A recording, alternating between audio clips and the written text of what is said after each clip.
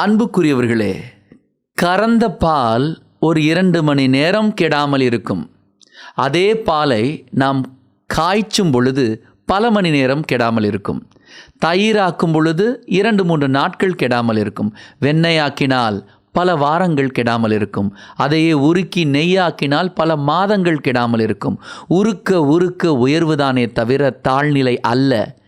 இதே போன்றுதான் நம்முடைய வாழ்க்கையிலும் வரும் கஷ்டங்களும் போராட்டங்களும் நம்மை உயர்ந்த ஒரு நிலைக்கு கொண்டு செல்லவே, தோல்விக்காக அல்ல. பைபிள் நாம் வாசிக்கிறோம். ஏசாயா 48:10.